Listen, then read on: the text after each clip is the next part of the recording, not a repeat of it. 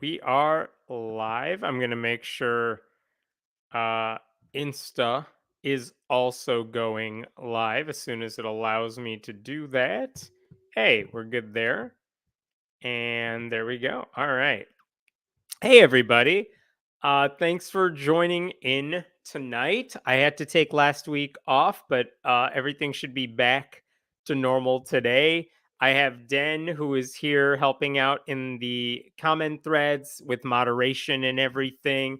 Obligatory, you could support this channel by going to patreon.com/Hemant. And you can leave a super chat and we'll get to your questions in between stories. And because I was gone last week, there are several stories that I'm really excited. Well, excited's the wrong word, that I'm going to get to, and then we can commiserate about them together. And so yeah, it's nice to see everybody out here. Okay.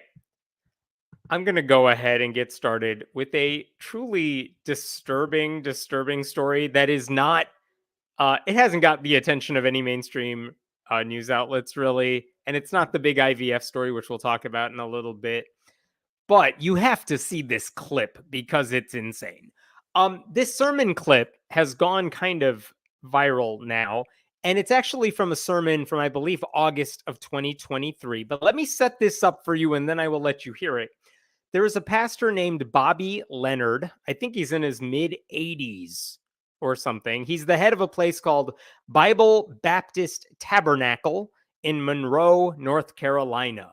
So it's one of those independent fundamentalist Baptist churches. And basically, he was complaining about how so many women today are wearing shorts. And can you believe the horror of it all? And then he said something that's even worse. And if you're not sure what this clip is, I'm not going to give it away yet. But he's very upset that all these women are wearing shorts. This clip was first posted by a Twitter account, Bad Sermons, which routinely posts clips of preachers behaving badly. And I was able to get a copy of the sermon from him. And so I'm going to play you like a 2-minute clip. And it is a little hard to follow this guy. He's old, he talks fast, he stumbles a lot, but listen to what he says when he gets to the part about women wearing shorts, and we'll talk about it afterwards, all right? I told my wife that this is the kind of preaching we need. I told my wife, I said, Mama, when we go to Vision Forge, to the outlet malls, when you go uptown here, we'll go up to sit at the parking lot at the outlet mall, the mall here. I said, you watch it. I said, count them. You'll find more women going to have shorts on than you will with pants and dresses put together. So I sat there. I just want to be sure, but I sat there some time ago for, I don't know who's out in the, I guess it must have been some of the family. My wife don't go shopping now. And I sat there in my car. I thought, I want to see if that's right. And I counted. Try that. You'll find more women go in those places with shorts than you will women with pants and dresses put together. Try it. If you got time, try it. Have your boy go up there and try it. Just watch for it. Have your girl go up there and watch for it. And you know, I used to say this. I haven't said this in a long time. You ready? I said, if you dress like that and you get raped and I'm on the jury, he's going to go free. You don't like, do you? I'm right, though. I can't help you don't like it. I'm right. Because, you know, a man's a man. A man's a man. When I was a boy, 80 years ago, I was raised in Martinsville, Virginia, partly in Moxfield, North Carolina. Listen, I don't even remember women wearing anything but dresses back then. Oh boy. Okay. No subtlety there. Let me repeat it in case you missed it. He basically said, no, he did say, I'm quoting this, I'm reading this to you. I said, if you dress like that and you get raped, I'm quoting, and I'm on the jury, he's gonna go free. because, a man's a man. This guy thinks women who wear shorts deserve to be sexually assaulted, and that even if he had the power to punish her assailant, he wouldn't use it because, men be rapists, apparently. Which honestly says a lot about how horrible he thinks men are, which, to be fair, if you had to live in this guy's mind, I too would think all men are awful. Meanwhile, he freely admits that he spends his free time sitting in parking lots, just staring at women to see what they're wearing on their legs, which is also creepy when an old man says, "Yes, I went to the outlet malls and I sat in my car and I had my little tally sheet of how many women were wearing shorts or skirts or pants, and why aren't they in burqas?" Like, don't let the congregation off the hook either, because in that clip, it's not like you see all these people stand up and walk out. I watched like the next several minutes of this sermon, and like nothing changed. No one's moving. Whoever was in that audience to begin with just sat there. They were fine with it. They didn't call him out on it, they didn't walk away. And I promise you, one, that was not taken out of context. I don't know in what context that might be okay, but like even if you think it was not. I watched before, I watched after, whatever.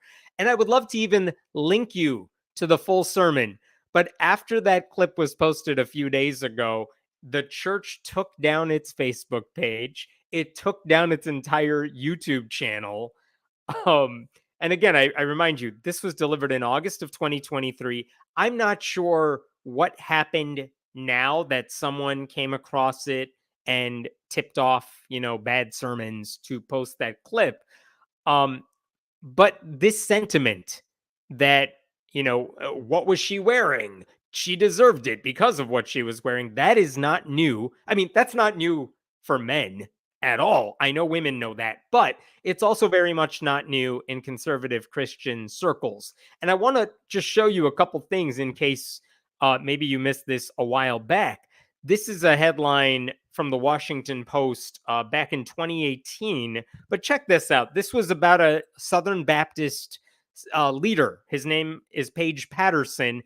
And this was a headline because he had said some really disturbing stuff. And as people dug into this guy's past, the headline says Southern Baptist leader encouraged a woman at his seminary, by the way, not to report alleged rape to police, and told her to forgive her assailant because, men be rapists, apparently.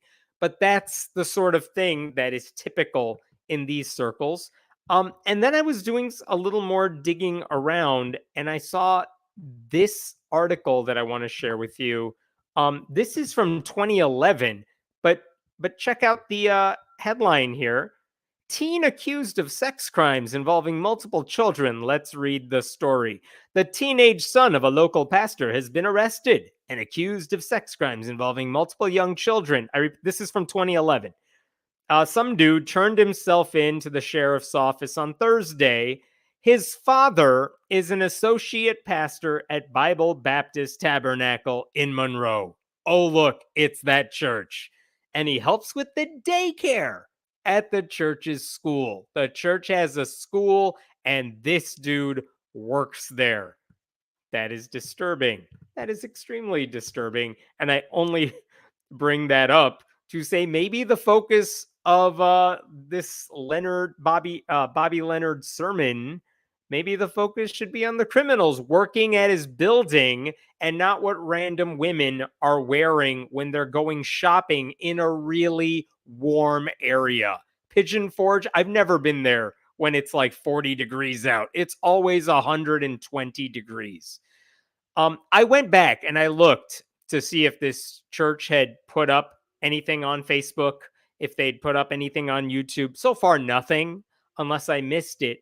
But I did come across this image that I want to share with you. Whoops, here we go. Let me show you this. This is what was outside their church apparently today. Maybe it's still there. I know it's a little hard to see, but this is the marquee outside the church. I'm sorry for any hurt. I was wrong. Pastor Leonard.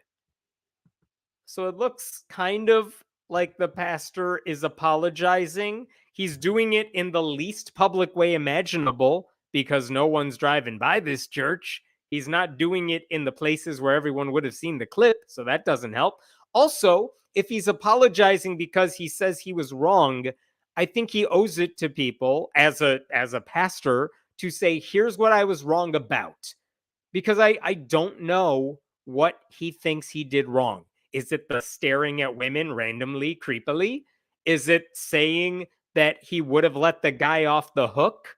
Is he saying that women can wear shorts and he shouldn't think any less of them because of it? Like, this is, without knowing that, what exactly is he apologizing for? Or is he just upset that people are mad at him and he makes the church look really bad? Because without that explanation, none of this should sway anybody. I don't buy his remorse. I don't think he has any. So, um, disturbing story. Not an unusual story, unfortunately, because I've heard when Paige Patterson, that guy in the Washington Post article, when stories came out about that guy a few years ago, because he's not just a random dude. He was a higher up in the Southern Baptist Convention, the biggest Protestant denomination in the country.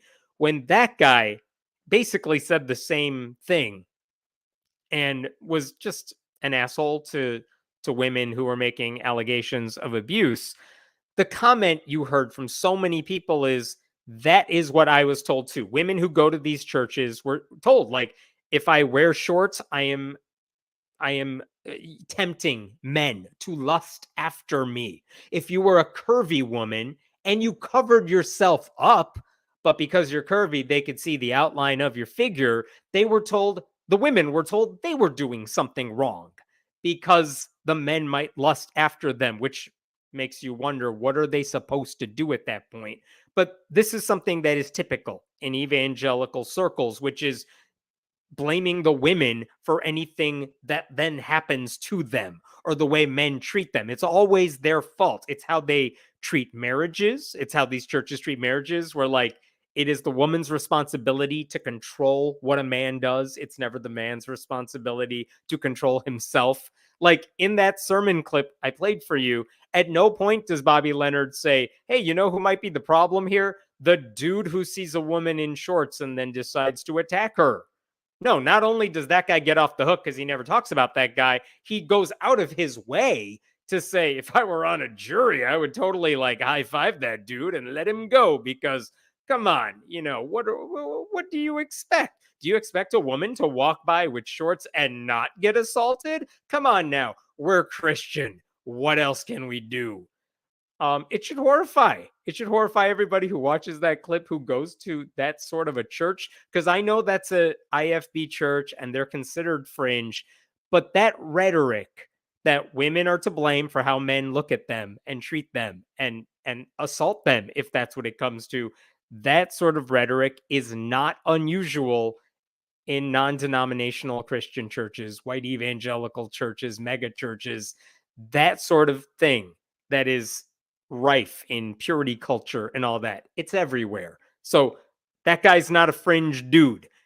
What he said is just typical Christianity for you, and it's just messed up. How many times have people been telling us about that sort of culture where it's like, well, what was she wearing? As if that matters, as if men can be forgiven or let off the hook because they were supposedly tempted by that. Just an awful, awful way to deliver a horrible message.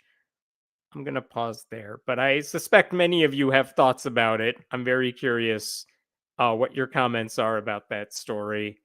Why are these guys so obsessed with what other people wear? They need to deal with their own issues first. Not only, I mean, you are right. Why are they obsessed with what other people wear? But I think this goes back to, there is nothing that a woman could wear that these guys would, like, be okay with. If she, I mean, I know this is half joking, but it's not.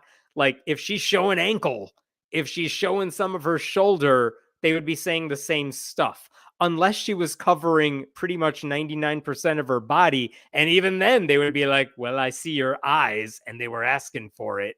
So I don't think that any of this would make any difference. It doesn't matter if she's wearing shorts in Tennessee in a hot area or a one-piece bikini at the beach. Nothing would be okay for men like this because they just want to police what women are doing. I mean, that's a running theme of a lot of stories today. What else we got? If I wear shorts as a man, dude thinks I'm asking for it. I don't have anything to add to that. Does that guy wear shorts? I mean, I'm kind of curious. When does he think it's all acceptable? What's the temperature at which it's okay to wear shorts instead of pants? You know what I mean? I don't know. But the double standard, yeah, it's very obvious. I prefer it when women wear the clothes they want without fear of assault, but that's just me. Once again, being more moral than Christians. No kidding. Like if atheists are like, wear whatever you want, and yet we're the immoral ones. How can we have any morality without a higher power, right? Meanwhile, this dude's like, I would high five a rapist. They said they spend too much time trying to control women. Why don't they work on self-control instead? Not only are you saying that this is something many young evangelical women have been saying to themselves, many of them have been saying it out loud in places where they're allowed to speak. I don't know how much sway they have to convince their pastors to do it. I hope more pastors, youth pastors, megachurch pastors are aware of the problem. But again, I don't even want to just blame Christians for this. This is a societal problem where it's easier for a lot of people to blame women than to ask men to control themselves or blame them for what they do. Uh, it's not religion only. How many of the parents in the church have granddaughters and daughters would agree that the assailant should go free because their loved ones were wearing shorts? Yeah, I don't know. And you can tell from that clip, the pastor even kind of acknowledged this up front. Like, I don't say this very often, or I haven't said this in a long time, but I'm going to say it now. What did he say exactly? I used to say this. I haven't said this in a long time. Part of him knows what he's about to say is not okay, but then he went ahead and said it. And again, you have to go back to, why isn't anyone leaving this church as a result? How come there's no indication anyone walked out in that moment, walked out later? Because I mean, there are women who go to this church. When they pan out later in the sermon, you could see women in the audience. And again, maybe they just write it off as, old man, our beloved pastor just said something crazy because he's old. But it's not because he's old. It's because he's in this culture and this is typical. What's the average age in a church now? 80? In denominations like theirs, that probably wouldn't be that far off the mark. I mean, this is true of a lot of places of power. Like the average Republican congressman is also like probably in the 70s. Democrats are not off the hook there either. But yeah, I mean, this is the problem. They accumulate power and then they just wield that power until they are dead. And for a guy like that, who's in his 80s, to think he has this sort of wisdom that he needs to let the younger generation know about, when the stuff he says is pretty much proof that this guy's done. He has nothing more to add here. There's nothing we can learn from him. He ought to retire and hand it to someone who's at the ripe young age of 75. What else we got here? All right. Oh, thanks, Joseph, for becoming a YouTube member. Everyone can become a YouTube member. It is much appreciated. All right. Looking forward to meeting you in person at RMA in early May. That's the, I forgot what the A stands for, but that's the Rocky Mountain thing. Yeah, I'll be speaking in, I believe, Alberta, Canada for a Rocky Mountain Atheist event. Maybe that's what it is. I'll have more information about that closer to the date, but I'm excited to go there. It'll be fun. I'll talk about some of this. All right. I'm going to move on to the story that I'm sure many of you have seen about IVF. And give me a second to just pull up a couple of things here to make sure I am not missing it. Yeah, let me do that. Okay. Let's talk about this IVF story because I think this is not going to go away within the span of a couple of days. It's truly a disturbing story. And if you're not familiar with it, let me give you some background and then we'll talk about the implications of it all. The story as it goes is that between 2013 and 2016, there were 3 sets of parents in Alabama who went through in vitro fertilization. They did the treatments, hoping it would lead to the birth of a child. And I'm not an expert on IVF, but in general, the way it goes is there's some surgery involved because they have to extract the egg from the uterus, from the woman, and then they fertilize the egg, and hopefully they'll fertilize several eggs. They can assess which ones have the best chance of becoming a baby, and they implant that fertilized egg back into the uterus, and hopefully it leads to the birth of a child. And that is what happened in this case. Some of the embryos were implanted into the patient's bodies, and it did lead to successful births. I apologize if I said anything medically inaccurate there. Here's the important part, though. The fertilized eggs that were not used, those embryos, they were frozen and kind of saved for later. This is important. This happens all the time because sometimes you implant the fertilized egg back in the body and it doesn't take and it doesn't work out and it's frustrating. What do you want to do at that point? Do you want to do another surgery? No. You go back to the fertilized eggs you already had and say, all right, let's try again with a different one. And that's emotionally draining enough as is. But that idea of having several eggs fertilized, freezing them for later use in case something doesn't work, in case the parents want to come back later and they want another child, well, guess what? We've already done the surgery. We have these available for us. That's normal.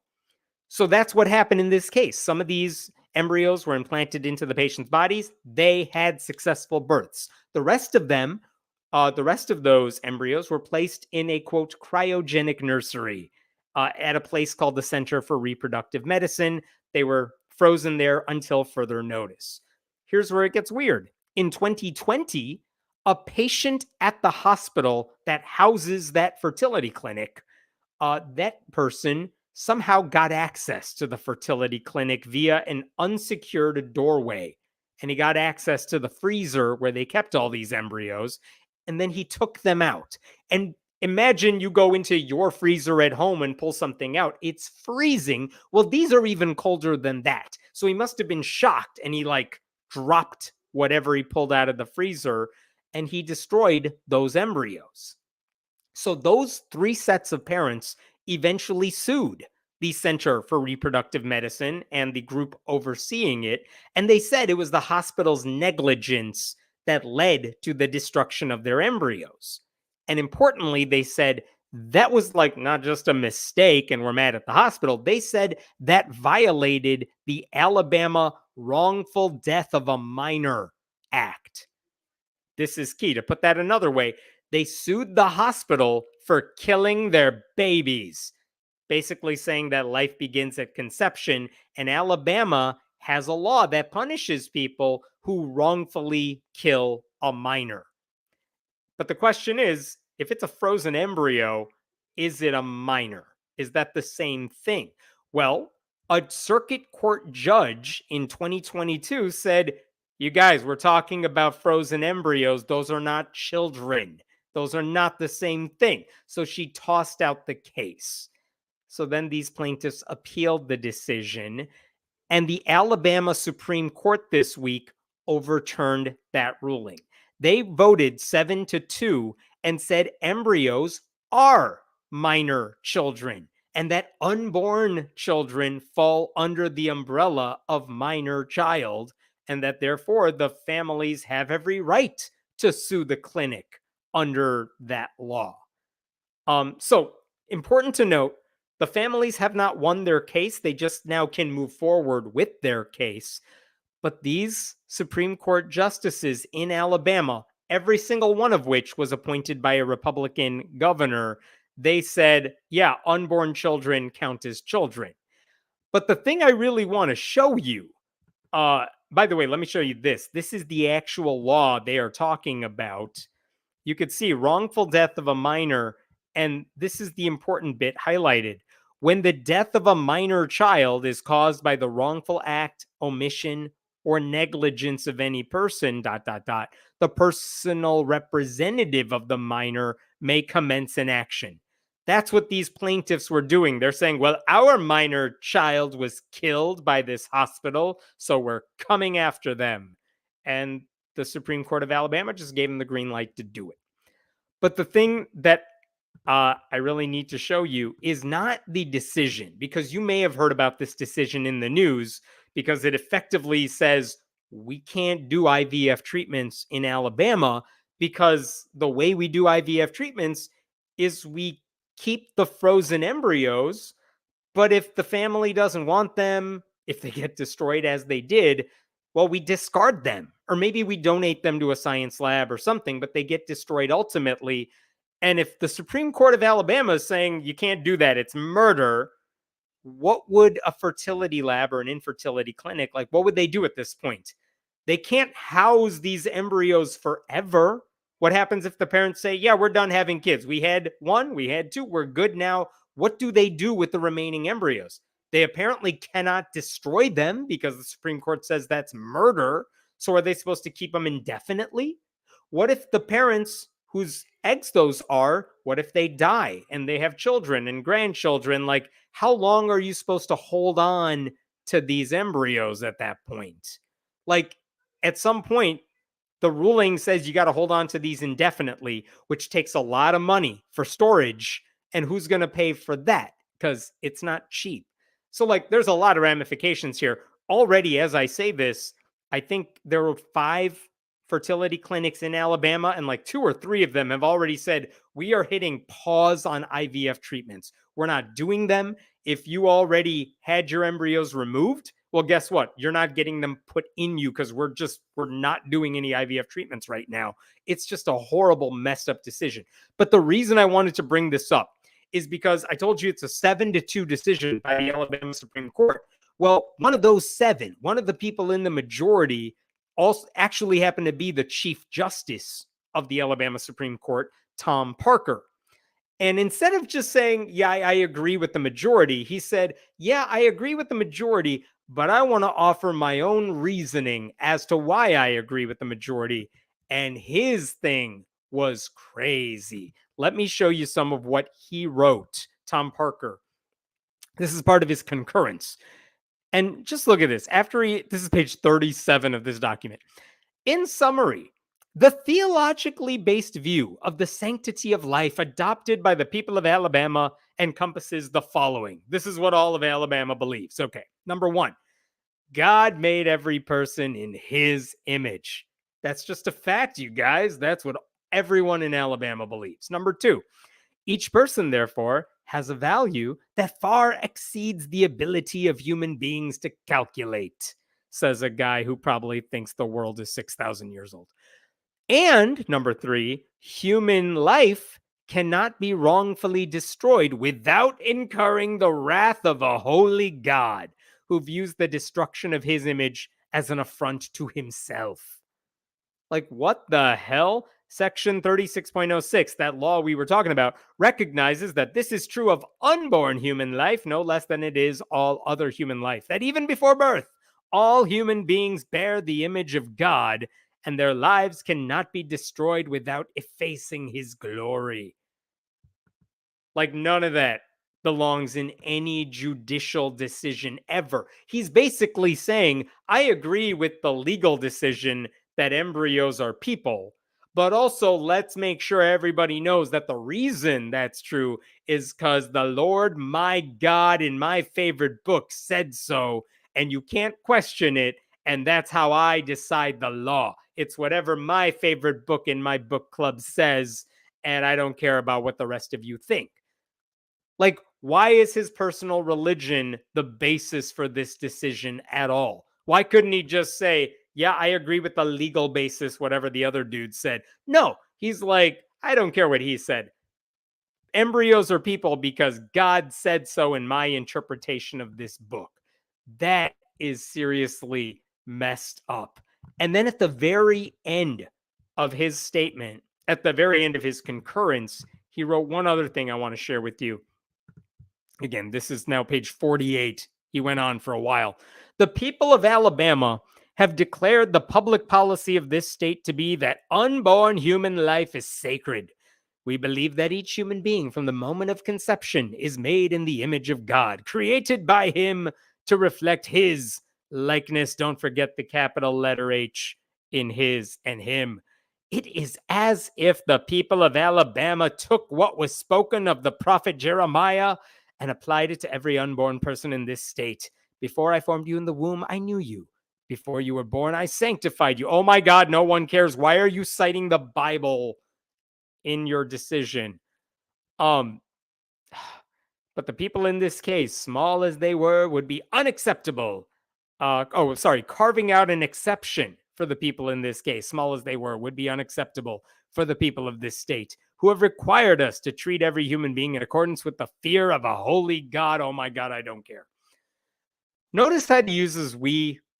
Again, he just makes it out to be like every single person in Alabama's totally on board with him. They supported this law. They supported the legislators who passed this law. Therefore, we're all in 100% agreement.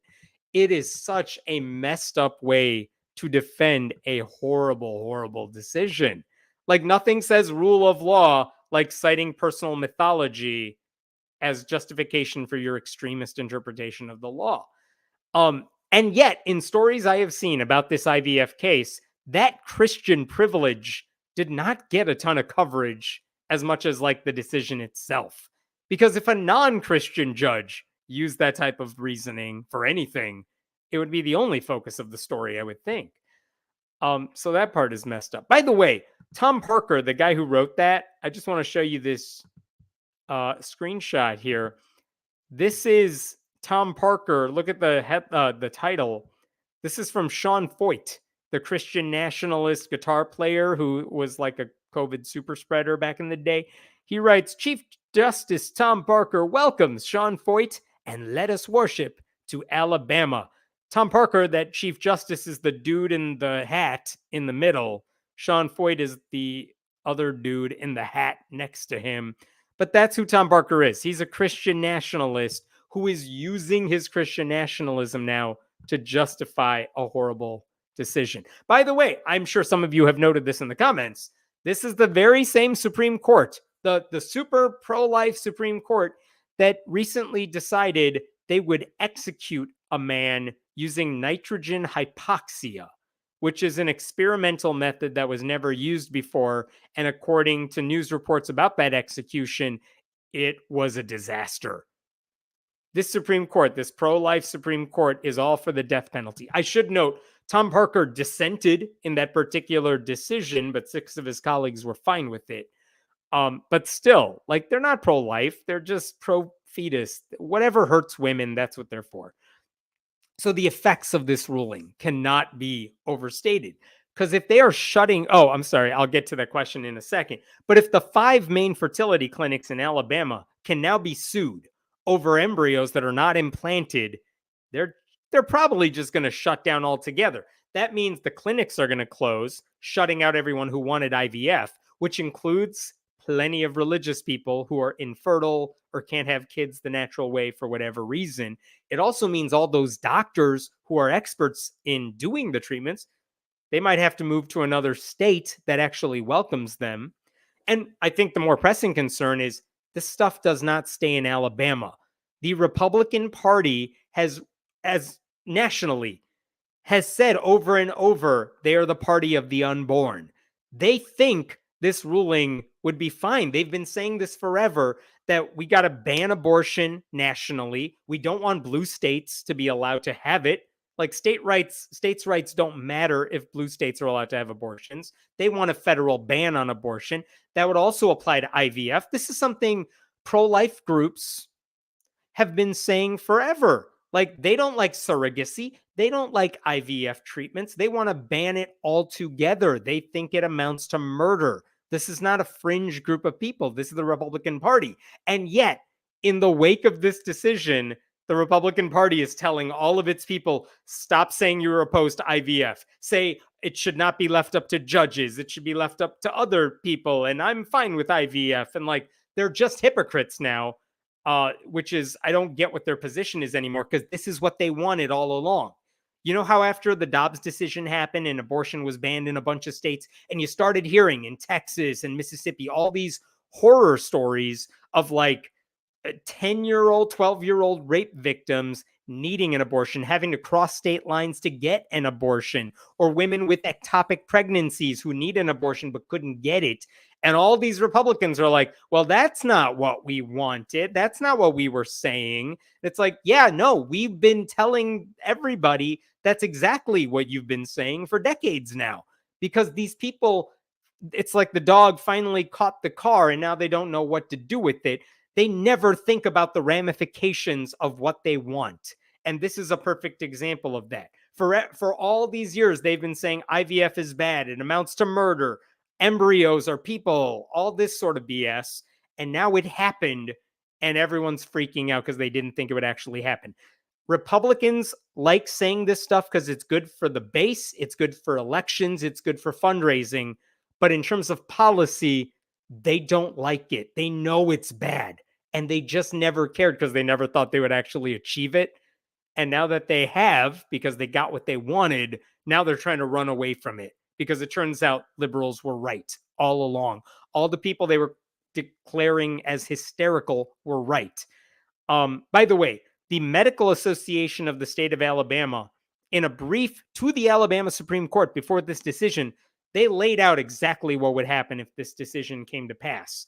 They said, let me show you, let me make sure I'm quoting this accurately. Here we go. Boom. This is from the Medical Association of Alabama. The potential detrimental impact on IVF treatment in Alabama cannot be overstated. The increased exposure to wrongful death liability, as advocated by the appellants, would, at best, substantially increase the costs associated with IVF. More ominously, the increased risk of legal exposure might result in Alabama's fertility clinics shutting down and fertility specialists moving to other states, which is what I mentioned earlier. And look at this other part down here. Parents pay to store unused embryos, but sometimes embryos are destroyed or donated for research if there are genetic problems or if they are unlikely to develop normally in utero. Requiring fertility clinics to store all unused embryos forever would push up the costs for patients. I also heard people say this too, like banning abortion, it hurts the poor, but banning IVF hurts the rich because it costs $10,000 to $30,000 like to do a successful implantation. I hope I have those numbers right. That's not something most people can afford to do. And when you're hurting the rich people, now you're hurting people the Republicans need. And so they don't want this to go through for that reason either. So what else was there to say about this? I should point out, this is not an unusual position. Again, I want to repeat, Republicans have been doing this for years. This is something I talked about on this show a while ago. But there was an Oklahoma Senate candidate last year. His name is Dusty Devers. And he is in the state Senate now in Oklahoma. But this is what he said in a sermon that was uncovered from 2022. Look at the rhetoric he's using here. Why should this matter to you? Oh, he talks about the harsh realities of IVF. Why should this matter to you? Well, we've heard why it should matter. Millions of our embryonic neighbors unnecessarily are being led to slaughter every year by IVF and assisted reproductive technologies. And countless others are cryo-incarcerated in frozen prisons. We are creating cryo-orphans for the sake of biological offspring. Like, this was a thing he said with a straight face in 2022, and now he's in a position of power in Oklahoma. And I don't remember if I talked about this, but this was another story. There was a Florida woman who was trying to run a self-help seminar, and she decided to rent out space at a Catholic church in Florida. And they looked her up and they said, wait, you talk a lot about how you had kids through IVF, and we're the Catholic Church, and so we don't like it, so we're not allowing you to rent out any space from us. Like, this anti-IVF stuff has been happening forever. And I should also say it's really unpopular. This is from the Pew Research Center. Look at the date on this, 2013. It's a decade old, but it's like the most recent thing I could find. The new survey finding shows that the percentage of US adults who consider abortion to be morally wrong is 49%. And that far exceeds the percentage that expresses this view about IVF, 12%. In 2013, only 12% of American adults said IVF was immoral, but that is now the position of the Republican Party. That is the position of the Supreme Court of Alabama. And they're not going to stop with Alabama. I cannot say this enough. If the Republican Party wins in November and they get the trifecta they need in Washington, D.C., they will try to not just ban abortion and do a blanket federal ban across the country. They will try to make IVF illegal. It is what the craziest people in their base want. And in fact, a right-wing legal group, the right-wing legal group Liberty Counsel, put this out this week. Alabama Supreme Court rules frozen embryos are children. And then look at what they say here. Using this precedent, Liberty Counsel filed a supplemental authority today with the Florida Supreme Court regarding a proposed abortion amendment to Florida's Constitution. Liberty Counsel is using Alabama's ruling to argue that Florida's Constitution, like Alabama's, affirms that an unborn child qualifies as a human life, a human being, and a person. And then they have a portrait of a person. That's a person to them.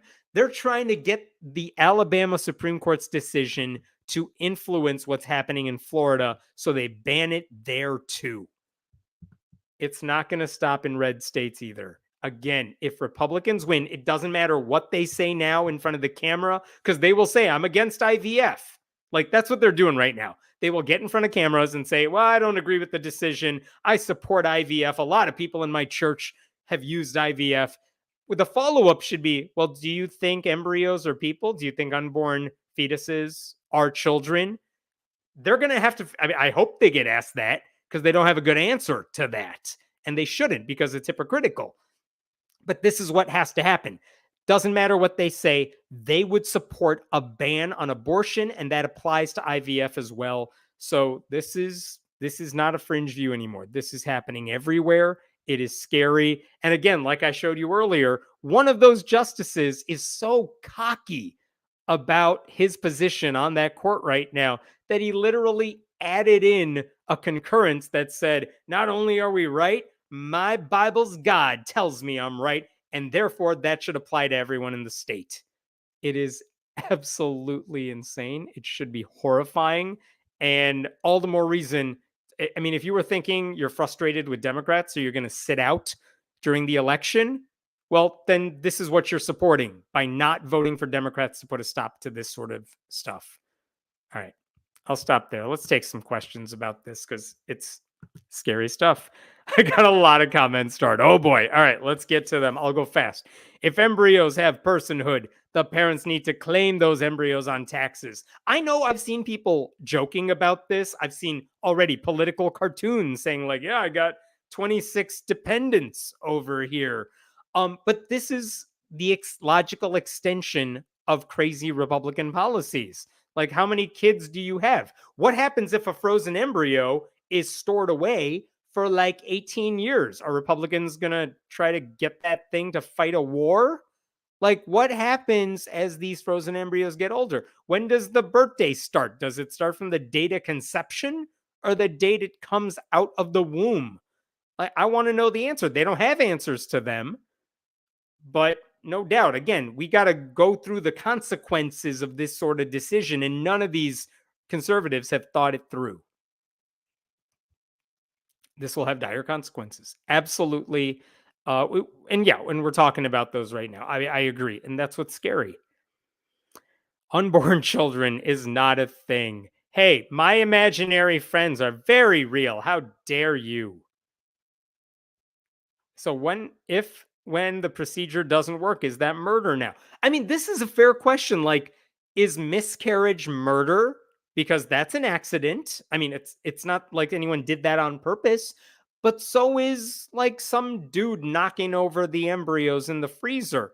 I agree that the hospital, they deserve to be punished for their negligence because they let some dude get access to the frozen cryo chamber thing. The hospital did not do that correctly. They should be punished. But using the punishment that says, let's just stop IVF, that's insane. So, I mean, this is a fair question. If you're saying embryos are children, then what happens if it doesn't work? What happens if a parent wants to implant another embryo? What does that first one count as murder? Again, they haven't thought this stuff through. Somehow there are plenty of Catholics who use IVF despite what the Catholic Church says. There are plenty of evangelical Christians who get IVF done despite what they believe about abortion. So like none of these people are consistent. But they haven't thought this through. They don't seem to think it's murder. And yet, what else we got? Here's the thing. When they freeze fertilized eggs for storage, they're not even an embryo. It's still a clump of undifferentiated cells called blastocysts, so it's not even an embryo yet. But it could be. And I want to make this distinction clear. Because I've seen people joking about this. They're like, what are sperm banks going to be shut down? What if a woman donates her egg? Are they going to try to make masturbation a crime? Something like that. And the thing is, no, because it's the fertilization that counts for them. And as soon as they're fertilized, even like Belinda is saying here, even though it's not an embryo, it could be, but it's not there yet. Doesn't matter. As soon as it goes like that, they're like, that's a human child right there. Don't make it doesn't make sense. Don't try to make it make sense. How long do embryos even last in cryogenic storage? I don't have a good answer for you. Anything I say would be made up. But apparently it could be several years because these families have gone back. Let's say they implanted one embryo and it worked and they had a child. Then a few years down the road, they decide, I want to have another one. They can go back to what was stored in those freezers. I don't know how long it lasts. Maybe some of you know in the comments, but I'm not going to try to answer because I don't know the answer. Seth Meyers had a good observation. Anti-abortion laws insist people be parents. IVF, with this new Alabama ruling, I assume would prevent people who want to be parents from being parents. Yeah, that's an interesting point. Let me see if I can make sense of that one more time. By forcing people to have kids against their will, they're forcing people to be parents. And yet, this Alabama law, you're taking parents who wanted to have a child. That's why they went through IVF, but you're shutting them off from being able to do it. Like, what is it that these conservatives want? Do you want people to be able to have babies or not? Make a choice. All I want to know is why they stop caring about children once they are born. Yeah, I wish I knew, but that's the GOP's platform, so that's the way it is. What's the old George Carlin line? If you're preborn, you're fine. If you're preschool, you're fucked. Something like that. Women are born with more eggs than they will ever use. So when women die without using all their eggs, do Christians think all women are murderers then? I mean, probably. They already think if they're wearing shorts, they're harlots. If God is creating these unborn children, why do we have to do all the work in a lab? Man. Seriously, if God wanted these people to have babies, he should have made them fertile. But also, like, kudos to science. We figured out how to do it and help people who couldn't otherwise have kids do it. That's an incredible achievement. It's like the COVID vaccine, it's a miracle of science. And what do the most conservative religious people do? They're so mad about it. They don't like it one bit. It's infuriating. So if embryos are children, do we count their age from the day of fertilization? So some kids are 5 years old when they're born. I'm telling you, they haven't thought this stuff through.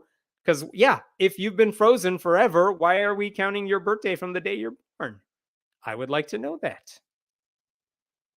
I just Googled this. The longest that human embryos, thank you, Spencer, have been stored is up to 30 years. Many scientists theorize that embryos could be stored indefinitely. So we could have like a 1,000-year-old embryo just sitting around being thawed out, put in somebody a while from now. That would be amazing. Let's do it. We'll do a fundraiser. The Republicans are dragging this shit around because the evangelicals are dragging it around. The evangelicals are dragging it around because the Republicans asked them to several decades ago. Man, I'll talk about this more next week, but white evangelicals wanted their school segregation so badly that they mobilized like this pretend persecution so they could keep their segregated schools. And when they realized this is probably not going to be a good winning argument for us, they shifted to abortion. And ever since, they realized this is good for us because there are abortion rights. So we can keep saying it's bad and this is never going to go away. We'll fundraise off of this. We'll win elections. And then they got everything they wanted. And it turns out everything is horrible. And I hope Republicans suffer in November as a result of this. I hope every Democrat, I don't care if you're running for school board, every Democrat, every liberal should be running off of you can read what you want. I'm not trying to ban your books. I'm not going to get in front of your legs. I'm not going to ban abortion. Like Republicans want to control your freedom. And I'm going to be the pro-freedom side. That should be every Democrat's position forever. Nice of them to make these kinds of rulings during an election year, keeping the issue fresh and in the news. No kidding. It is kind of nice to see Republicans on the defensive for something they totally deserve instead of Democrats on the defensive for whatever made-up charge Republicans are sending their way. My background is Jewish. In Judaism, life is seen at the point of first breath. They are imposing Christian belief on the rest of us. No kidding. There are more stories like that coming up too. Man, Den, you were not kidding. There are a ton of questions this time around. All right. I think we're good there. I'm going to give me a second to close 97 tabs, and then I'm going to move on to a totally different story here. And yeah, just give me a second. Okay. Whew. Yeah, here we go. Let's talk about another legal battle because I heard the result of this. I heard people talking about what Samuel Alito on the Supreme Court said this week. I don't think a lot of people have a strong idea of why he said what he said. So I'm going to give you some background. Stay with me for a second because the story it takes a few twists and turns. And then I promise you it'll be worth your time. All right. But here's the basic gist of the story. This week, Supreme Court Justice Sam Alito, he argued that excluding potential jurors from hearing a case, even after they say their faith might cause them to treat the case differently, that amounts to religious discrimination. And it's a batshit crazy thing to think, but I'm going to tell you how he got there, okay? So, and all of this, it shines a light on how the most conservative members of the Supreme Court treat Christian bigotry different than other forms of hate. They want to give faith-based hate a pass while stopping other forms of hate theoretically. Okay, here's the story. It involves a woman named Jean Finney. She was a corrections officer, like working in a prison. And in court, she described herself as a lesbian who presents masculine. And she started working there, I think, in the early aughts, in the early 2000s. She was working with her then husband and another woman. And in 2010, by that time, she and her husband at the time, they had gotten divorced. They still worked together, awkward, but they were divorced. And in 2010, that other woman transfers to a different facility. And because she transferred to a new facility, the two of them then start a relationship together. Okay, fine, because they're not like one of them's not the subordinate of the other now. It's not weird workplace drama. You know what I mean? She's working somewhere else. It's all good. But their relationship infuriated Jean Finney's ex-husband, John, who still worked with her. Like, after she began her new relationship, he began harassing her. He began sending his ex-wife derogatory text messages, calling her, slurs that you use against gay people. He kept information from her that prevented her from doing her job correctly, which is scary because this is a prison. He threatened to report her friends at the workplace to authorities. Why? Who cares? He's still going to report them just to take it out on her. And at first, Jean did not say anything, to the higher ups. She was hoping she could keep the peace, try to take care of it on her own. But in 2016, when it became too much to ignore, she filed a complaint against her ex-husband, John, who still worked there, with the Missouri Department of Corrections. And guess what happened? Nothing. Nothing happened. They did not investigate the matter. So she filed a second complaint. And this time, after they ignored that one, she got the warden of the prison, who I think is a friend of hers, she got him to complain on her behalf because maybe they'll listen to a man. You know what I mean? And like that guy told the higher ups that the warden said he worried John would bring a gun to the office to kill his ex because he couldn't handle the fact she was in a same-sex relationship. According to the court documents, based on John's conduct, the warden said John was creating a harassing, discriminatory, and retaliatory work environment for his ex-wife, Jean Finney, based on her sexual orientation. That's how serious all of this was, and the Department of Corrections did not seem to care. So what did Jean Finney do after all that? She sued the Missouri Department of Corrections. She said they were violating the Missouri Human Rights Act by allowing this harassment to go on, creating a hostile work environment, all because of her gender and her sexual orientation. So now she sues. Good for her, right? Like she sued them. This case goes to trial.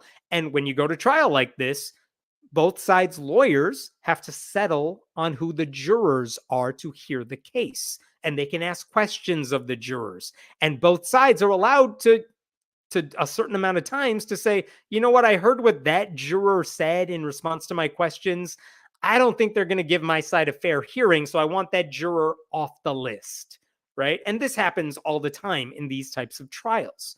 So this is where it gets really interesting because during the course of the trial, the questioning, the voir dire of the potential jurors, I'm going to show you from a court document one of the conversations that was had between a lawyer and a potential juror. Here you go.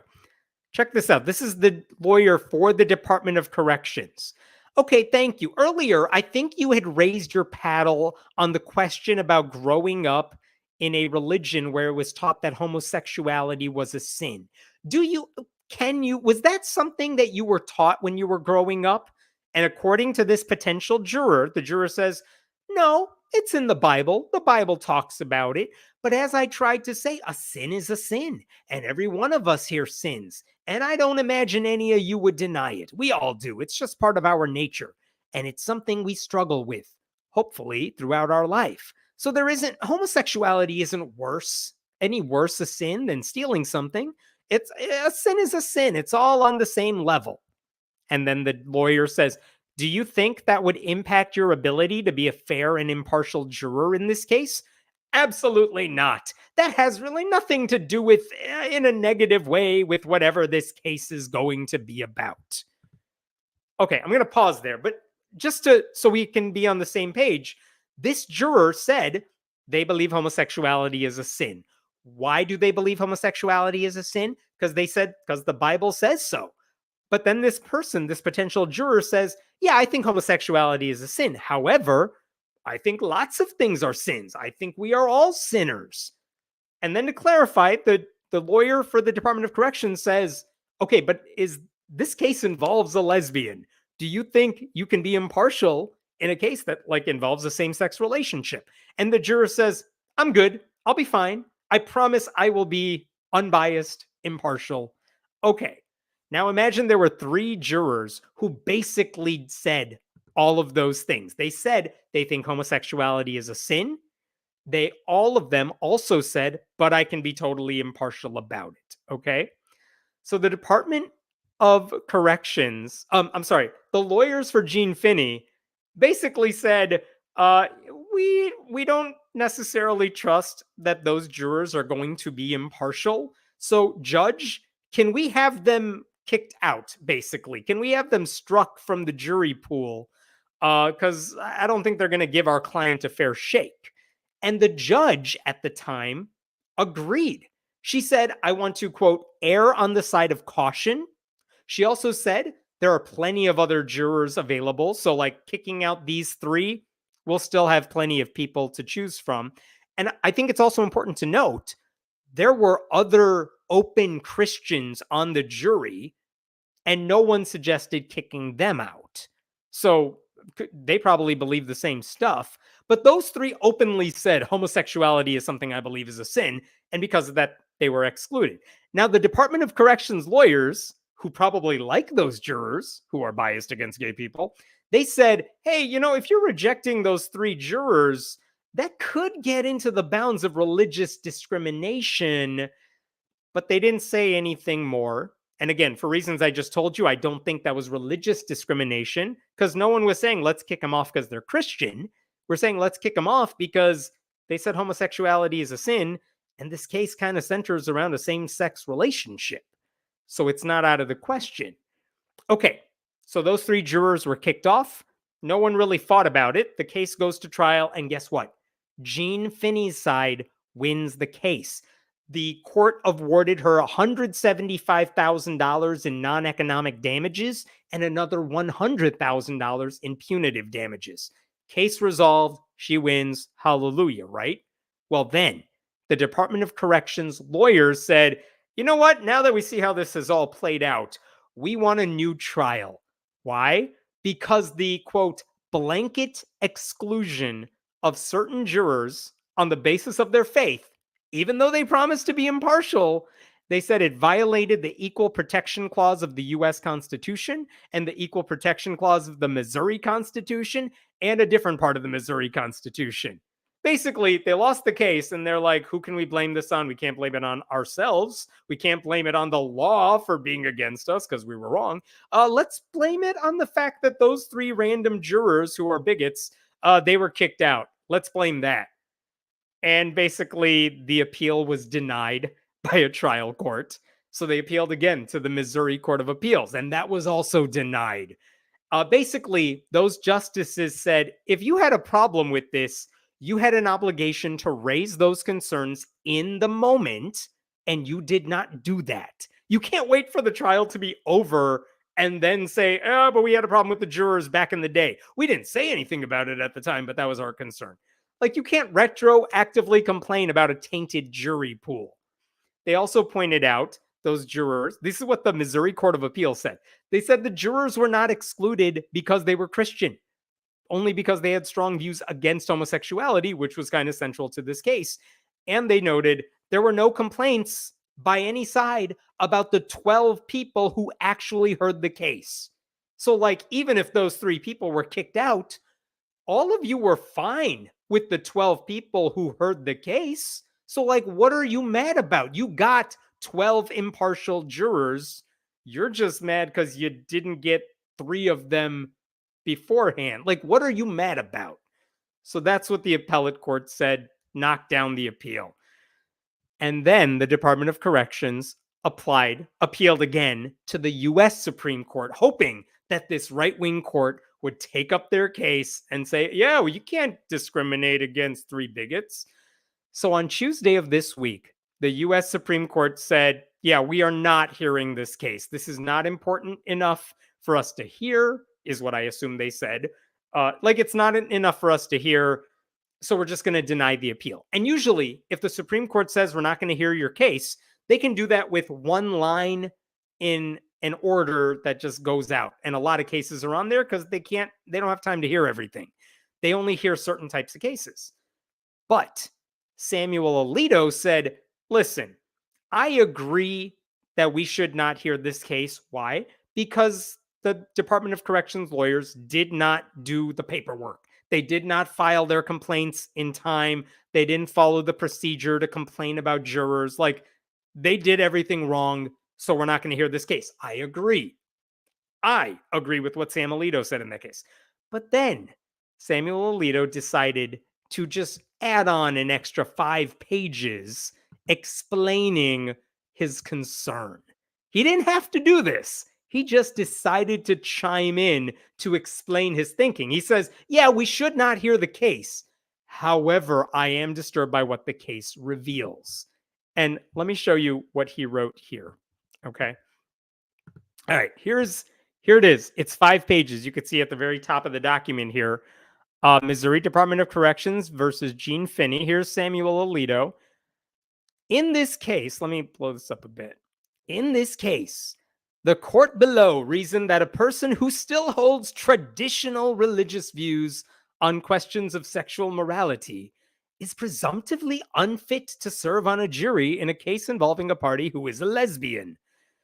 That holding exemplifies the danger that I anticipated in Obergefell, namely that Americans who do not hide their adherence to traditional religious beliefs about homosexual conduct will be labeled as bigots and treated as such by the government. Man, oh man. First of all, notice his euphemism for the word bigot. Those people on the jury in the jury pool, they were not bigots. They just held traditional religious views on questions of sexual morality. Like, yeah, they're bigots. We know. Just because they say my religion tells me to be a jerk does not give you license to be a jerk on a case involving someone that you're a bigot towards. Like, what's with the euphemism here? But also, he said back in Obergefell, that's the case that made marriage equality legal nationwide. He said, and he quotes himself, I said people who disagree will be labeled as bigots and treated as such. Because they're bigots. Like, what are you mad about? That's why people don't like Alito either, because he makes horrible decisions. Like, you should be criticized for some things. You know what I mean? But he's basically mad because it's already not okay. A lawyer who's trying to select a jury, you can't say, hey, that juror is black and my client is not black. And like, I think that guy's going to be racist toward my client. So I want him struck from the jury because of his race. You cannot do that. It's illegal. I mean, there are ways around it that a lot of lawyers have used, but you can't do that. You also can't say, well, she's a woman and I don't want her hearing the case. You can't do that. You can't discriminate against jurors on the basis of race or gender. And what Samuel Alito is saying is you also then should not be able to kick them off of a jury pool because of their religion. But again, they were not kicked off because of their religion. They were kicked off because they're bigots. They just explain their bigotry using religion. That is a different thing, okay? That's the point. And also, this is not part of the case, but it's realistic. Every Christian church you can imagine, no, I shouldn't say that. A lot of evangelical megachurches, let me start there, Southern Baptist churches, they do this game all the time. They say, yeah, homosexuality is a sin, but everything's a sin. We're all sinners. But in practice, like we all know some sins are more equal than others, right? The Catholic Church believes homosexual acts are a grave sin, and they believe divorce is a sin, and they believe abortion is a sin. But guess what? If you work at a Catholic school and they discover you're in a same-sex relationship, they will fire you. Well, what if you're a woman and you quietly have an abortion and don't tell people about it? They won't know, so they're not going to get rid of you. What if you got divorced? They're not going to fire you over that. Like, again, they think everything's a sin, but some sins matter more. That's how it works in practice, right? Other stuff that's a sin, the church looks the other way. And that's why what those jurors said should be alarming, because they were like, yeah, homosexuality is a sin, but I'm impartial and everything's a sin. Yeah, but if you think homosexuality is a sin, I don't know that you're going to give my client who's a lesbian a fair hearing. And so I think it's fair to ask a judge, like, let's not use this person when we have other people available, right? Other stuff to keep in mind. Like, what does a traditional view of homosexual conduct mean? Like, Samuel Alito went on and on about these people just hold traditional religious views. Well, guess what? I could cite you Bible verses that say if a man lies with a man as he lies with a woman, what's the consequence for it in the Bible? It's not a slap on the wrist. It's death. And I know, like, most Christians are not going to approve of that, but they all believe sinners deserve to be tortured for eternity in hell. Just because it's traditional doesn't make it okay. So again, no one is suggesting Christians be excluded from juries. And there were Christians in that jury pool. And at least one of the people who raised their hand and said they were Christian was on the jury. But if someone openly admits that certain sexual orientations are sinful, I wouldn't trust them to be impartial. It's not that complicated. Bigots shouldn't be on a jury if the case involves the thing they are bigots about. Okay, that's all. That's why this case is alarming. Samuel Alito went out of his way to suggest that anti-gay bigots should not be struck from a jury uh, in a case that involves gay people. And the broader picture of what he's saying is that amounts to religious discrimination. By treating bigots like the bigots they are and not trusting them not to be bigots, that counts as religious discrimination too. It is an absurd thing to say.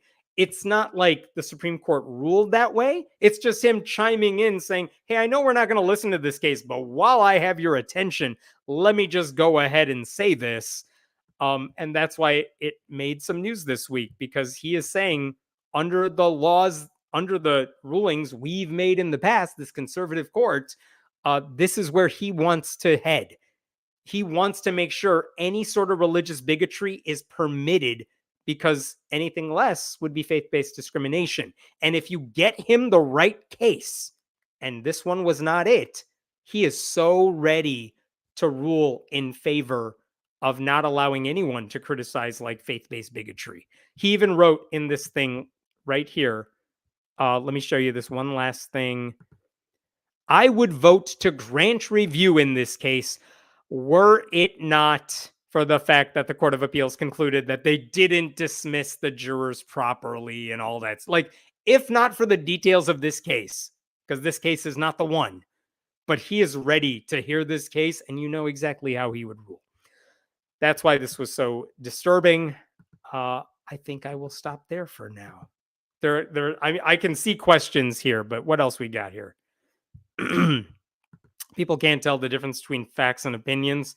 The same percentage have issues understanding their biases. No kidding. Like, if you grow up in a church where you were taught homosexuality is a sin, then all your testimony that says, yeah, but I'll be impartial, like, yeah, you don't know that you would be. How many gay people do you hang out with? How many gay people do you know? Why should we trust that you would actually be impartial? Because if nothing else, what if you're torn?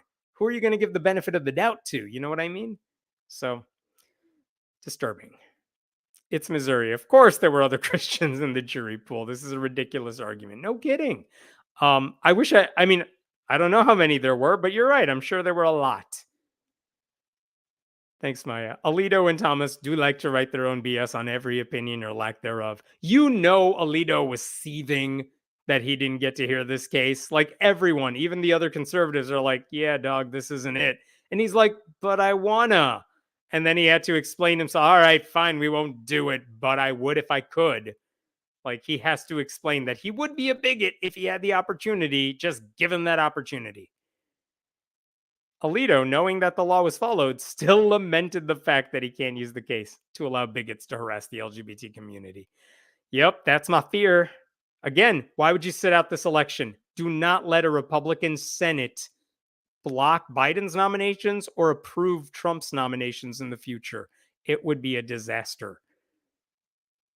What Alito is doing is explaining to his donors why he could not manipulate the decision on this case. Hey, that is a fair point. He wants that nice Clarence Thomas treatment from his billionaire friends. I'm a jury coordinator. Ooh, thanks, Janet. Christians are not excluded from juries for being Christian. Of course they're not. You know that.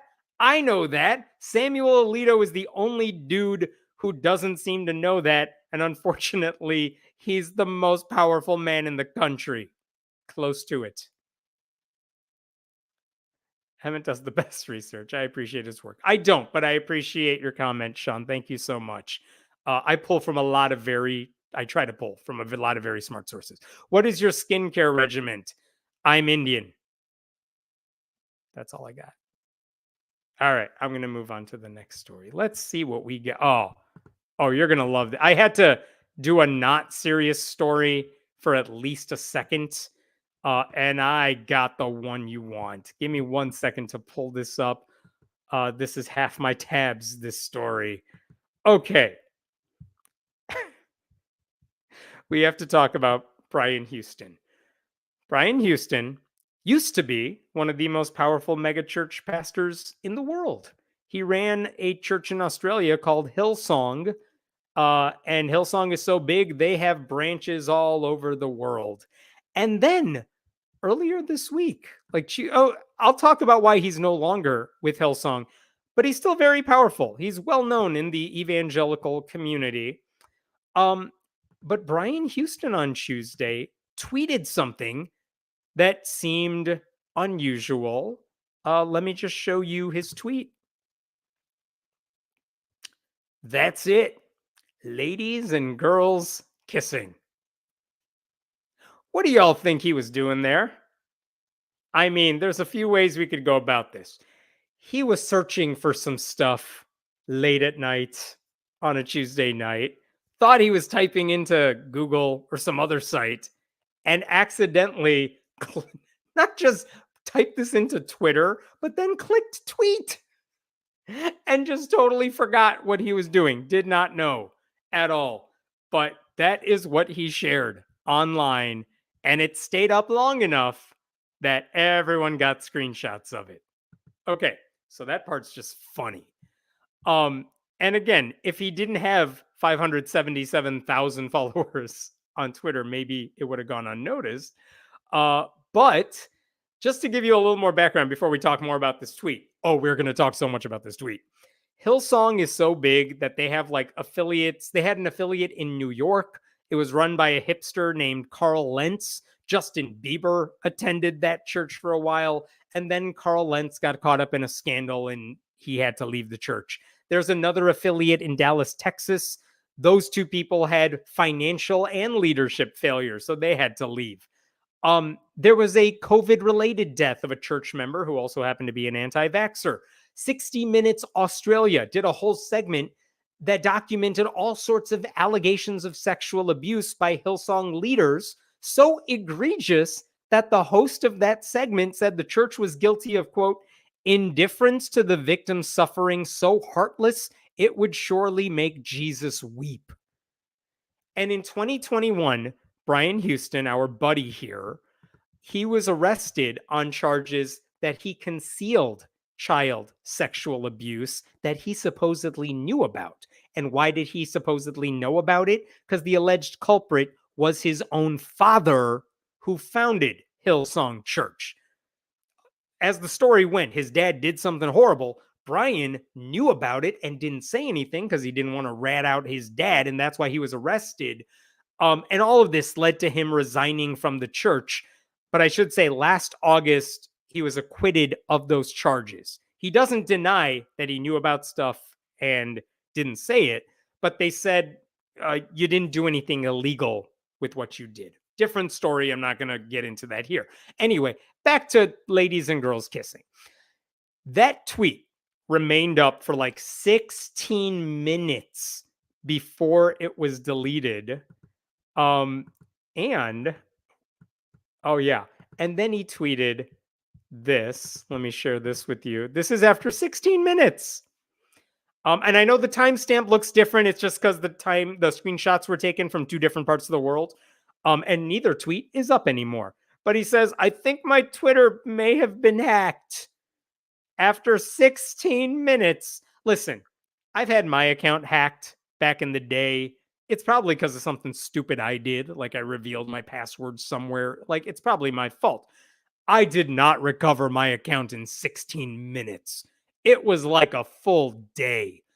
Really? This guy thinks he got hacked and then he recovered the whole account in 16 minutes? There's no way Twitter's customer service is that good. Not now.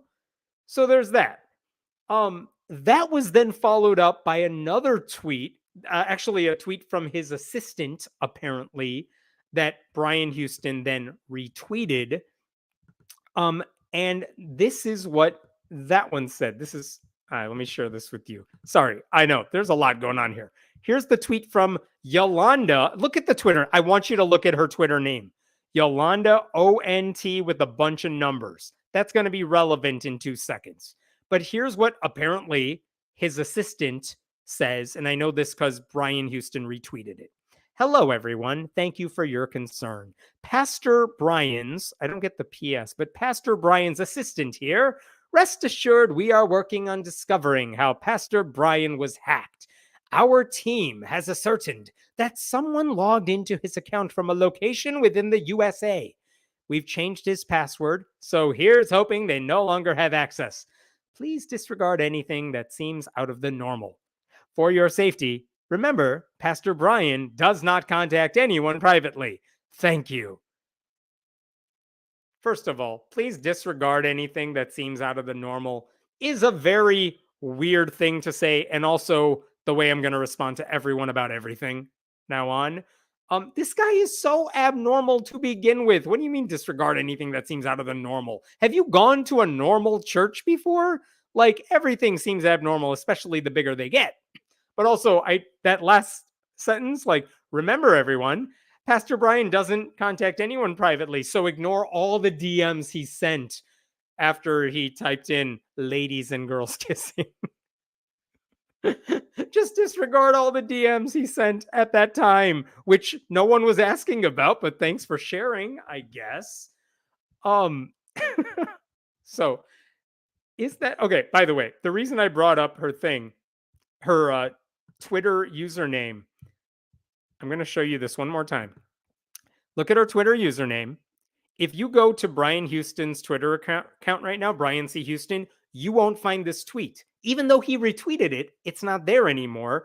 And if you go to that Twitter account, which I will do for you right now. Oh, look at this. Look at this. Yolanda with that same thing, that doesn't exist anymore. Where did she go? What happened to Brian Houston's assistant? That's very weird. But you know what does exist? That same message under a different screen name. What is going on with Brian Houston's assistant? I know this is not the point of the story, but I don't understand how he has the most like AI generated assistant in history, and she can't even keep her Twitter account for more than a day. I don't know what's going on there, and it's not the point of anything. I just want to point that out for one. Did he really get hacked? Does anyone seriously think this was a hack? Let's suppose for a second he did get hacked. That means someone got access to Brian Houston's Twitter account, and they decided the most evil thing they could do to really, because clearly they have it out for this guy, is to tweet 4 words that are nothing. I mean, it suggests he was looking at adult content online, but you're telling me you have access to this guy's Twitter account and you want to cause chaos, and that's what you post? Why not change the password? Why not post an image if you're trying to embarrass the guy? If you want to make a prominent pastor look bad, there are so many things you could do. You get me into Joel Osteen's Twitter account, I will cause chaos. Maybe I wouldn't do that. I'm not a bad person. But also, I then started seeing, this is from someone who keeps tabs on Hillsong, and they posted this on Instagram that, at one point, Brian was following this account. So this has happened before, and he got caught back in the day when he was following a girls kissing account, which is something he apparently is very much into. All right. So there's that. By the way, then when he okay, this is great. Then later he also tweeted something else, because now he's in full panic mode because everyone's on to his scheme. So in another now deleted tweet, Brian Houston posts something else. I'm going to show you this. Here's what he posted. Let's read through this together, shall we? Hello, everyone. Thanks again for your concern. Our team has discovered an unusual login was detected. See below. Unfortunately, many had access to Pastor Brian's social media. Is this? Oh, Yolanda's writing it, I'm sure. Unfortunately, many had access to Pastor Brian's social media and could have had his password. We've done our best to secure his accounts, but unfortunately, we believe it was a deliberate attempt to embarrass Pastor Brian. Let's see what this email says, shall we? Okay, security, new or unusual Twitter login. We noticed an attempt to log into your account. What the hell account is that? That's not at Brian C. Houston. That's AI generated Brian Hustbot. Like, I don't care what happened to that account. That account wasn't the one that tweeted the 4 words. So like everyone's like, dude, what are you doing? This doesn't exonerate you in any way. And like, all right, fine. Someone tried to hack in from Phoenix, whatever. It doesn't explain anything. So that's weird. And again, now this isn't a story about a guy just, as my podcast co-host put it, just take the L, admit what you did. No, he's going down the rabbit hole so much here, trying to prove it totally wasn't him, that it just gets funnier and funnier. Obviously, the alternative theory is he was just searching for some stuff late at night without realizing he was making it public. People do that all the time. There are so many stories of people accidentally typing into Twitter what they thought they were typing into Google or something like that. Brian Houston is 70. No one is accusing him of being tech savvy. Ted Cruz famously liked some like adult content and people found it in his liked stuff on Twitter, and then he's like, it was somebody else, it wasn't me. This week alone, this is, I believe, from Australia. This is a dude in Australia, a former politician there, who said his account was hacked before adult post was shared. Like, this very excuse was used in Australia this week. And also, look, you got to give Brian Houston some slack here. If you are typing with one hand, it's easy to make these mistakes. Okay, but let's talk about something else, though, because let's say he was performing a search and accidentally did it in Twitter. What the hell sort of search is that? Ladies and girls kissing? If you're searching for 2 women kissing, why ladies? That's classy. Why girls? That's kind of creepy at worst. Like, it's either overly formal or just weird. Like, I am not trying to kink shame the guy. It's just a strange search engine. It's about as much sense as going to an adult site and typing in like boob or sex. Like, really? That's what you're searching for? Okay. If it's almost as awkward as if you are trying to sext somebody and you say something like, I would like to kiss and cuddle you, which sounds very awkward, but you know who actually did that? Let me show you. Here we go. It was Brian Houston. This is from an article from 2022. This is from his staff at Hillsong before they got rid of him.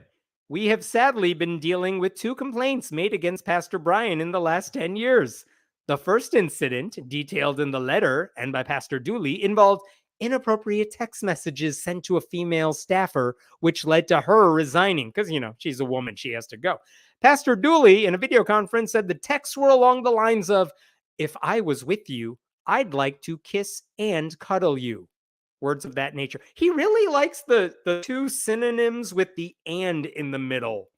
And by the way, what was his excuse when he texted a subordinate that message? He was under the influence of sleeping tablets. Because I know when I'm very tired, I start messaging inappropriate things to everybody. By the way, it's also, I didn't point this out yet, but I think we have to talk about this. One of the reasons people are calling this out, it's not because it's a pastor embarrassing himself. I mean, that's funny, but it's not that big of a deal. It's because Brian Houston is famously homophobic, as you would expect. In 2015, I guess they fired someone who was gay from their staff. And this is what he wrote at the time. Do I love gay people? Well, let's see. Hillsong Church welcomes all people, but does not affirm all lifestyles. Put clearly, we do not affirm a gay lifestyle, and because of this, we do not knowingly have actively gay people in positions of leadership. That's why this is a story. It's not that this guy was searching for lesbians one night. It's because he's homophobic. He's against gay people. He shouldn't serve on a jury involving a case with a lesbian in it. Like, he's anti gay unless two women want to get it on, in which case he's going to actively search for it on Twitter, apparently. Oh, and by the way, according to another article about his church, this is from an Australian news site. This is from someone who left his church. He says others were left wounded after being directed towards what was known as ex-gay reparative therapy aimed at curing them of homosexuality. Gay people need to know that there is only so far they can go in Hillsong. So this megachurch that Brian Houston ran was literally promoting conversion therapy or conversion torture, whatever you want to call it. That's why this is problematic. Like, look, he should not have used the hacking excuse. Would have been easier to just. Here's my theory. It would have been a lot easier had he just said, you guys, I was trying to tweet ladies and girls kissing is a sin, but I pressed tweet too early. See, that would have been so much cleaner. But he didn't do that. It's not the search, it's the hypocrisy. And it's then his lies to try to get around just admitting that he was trying to enjoy something. If he had a healthier outlook on sex and he wasn't a bigot, this would be embarrassing, but it wouldn't really be a story. All right. Like, it would be an interesting topic of discussion, though, in his memoir, which he is writing, in which he says he promises to be authentic and transparent. Once again, let me show you this, because he likes talking about synonyms. He likes writing his very authentic and transparent autobiography. He loves his synonyms with the ands in the middle. Oh, I'm sorry, I forgot the other part there. Look at the rest of that. I hope it illuminates people and blesses people. There it is again. Ladies and girls, there you go. One last thing. I was searching up more of this guy's tweets because, hey, I can go down a rabbit hole too, my friend. And I saw this one, and it also just made me laugh. When I delete tweets, it doesn't mean I regret sending them. It simply means they have served their purpose. Well, guess what? All of those tweets we've been talking about have all been deleted. So I guess he saw whatever he needed to see. So problem solved, I guess. I'm going to stop there. We'll get back to serious stories soon. What else we got? Isn't he Justin Bieber's BFF? Carl Lentz, the pastor at the New York Hillsong Church, yeah, he was Justin Bieber's BFF. And Carl Lentz used that connection to do like scandals of his own. I don't think Brian Houston himself was connected to the Beeb. It's embarrassing when boomers don't understand technology. It is, but here's the thing, like, it's not even fun to make fun of boomers for not for not understanding technology. Like, it's going to happen to all of us. Like, I don't mind that he doesn't get it. It's his attempt at covering up this thing. Like, just admit. I think I said this on the podcast. I remember a journalist, like a mainstream secular journalist a few years ago, who accidentally did something just like this. Like, he posted a link to an adult video on Twitter, and he really quickly deleted it, but not before people saw it. But he basically put out a tweet saying, yeah, you guys, you caught me. I looked at porn. Sorry. It's embarrassing. I hope I can just like forget about this. And you know what? That story died away because no one actually cared. It was just embarrassing. So they ribbed him about it for a little while. That was it. It's a mistake. It happens. It is embarrassing, but it happens. I don't care that this guy doesn't understand technology. It's the lengths he is going to try to pretend everything was fine. Like, he's trying so hard to make sure everyone knows he would never do something like that. A pastor searching for adult material wouldn't bug me if they weren't against everyone else doing it. Exactly. I mean, I'm sure it would not be hard to find sermons in which Brian Houston preached against this very thing. This would just be a mildly humorous boomer gaffe if Brian wasn't formerly the head honcho of Hillsong. Yep, that is correct. He's largely responsible for so much of megachurch culture. So, like, yeah, it's not some random Christian doing this. It's this guy doing this. No sliding into Pastor Brian's DMs, even if he slid into yours. Man, now I wasn't even curious about it, but now I definitely want to know what he's DMing people. I miss the days when pastors would cry in front of their congregations telling us how they've sinned. I know, the good old days, man, when they would break down about things no one else cared about. As some wise soul once said, the more you try to explain, the more suspicious you seem. I'm waiting for the Brian Houston like apology video straight to cam. I want to see real tears, otherwise it doesn't count. Maybe a ukulele. This is like Jesse Lee Peterson outing himself recently. Oh man, that's a whole different story right there. How many articles have there been written about Jesse Lee Peterson, who, if you don't know, is famously homophobic, being allegedly gay, according to many people who have worked with him? My Twitter, I don't know what that first part says. Oh, 10 years ago, my Twitter account got compromised. If I recall correctly, they didn't change my password, so I just logged back in and changed the password. Oh, okay. Well, that would explain theoretically why he could get back on in 16 minutes. But again, the way he documented it with that email suggesting this is how you fix it, it just, I don't know, it doesn't add up for me. I'm open to the idea that he might have been hacked, but it's everything surrounding it that seems funnier. Okay, give me a second here to get rid of 97,000 tabs. And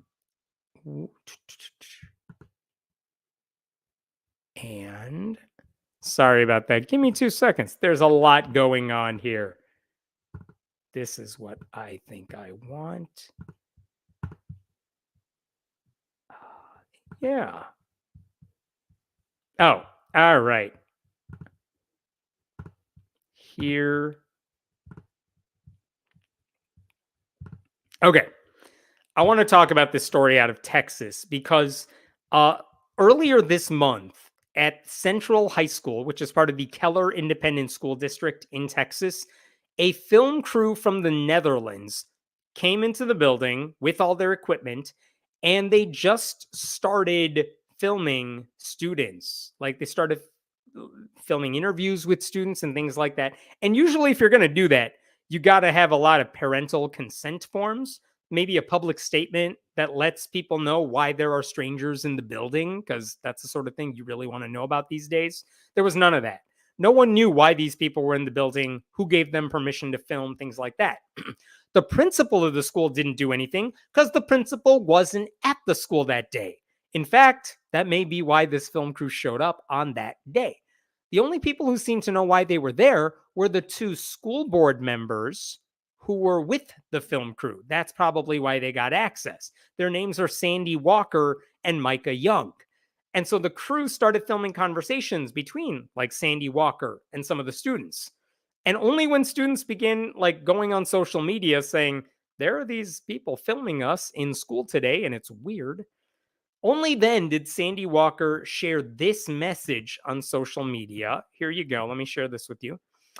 Keller ISD community. I recently participated in a foreign documentary focused on public schools in Texas. Some filming took place while students were present. Like, she was doing interviews with the students. Why is she acting like, oopsie, some students got caught on film? Like, she was talking to them with the camera in her face, whatever. I take safety and privacy of our students seriously. I apologize for allowing students to be captured on film. The district has taken steps to remedy the situation and ensure no students will appear on film. I will continue to passionately serve our students, educators, and staff of this great district. Okay, fine. She apologizes for something that, I mean, the problem is she let these people in the building and we don't even know what this film is about. She's apologizing that some students were caught on camera, even though she totally helped them be on camera. So, what were these interviews about? What was the film about? Why is she being kind of creepy and deceptive and shady about all this stuff? And by the way, they weren't just filming interviews with people. There were drones outside the building hovering around the school during dismissal, probably to get like overhead shots for the eventual movie. Which again, if you don't know why they're there, that's a creepy thing to see outside your public school. Micah Young, who's the other board member, also shared something online. Let me show you that.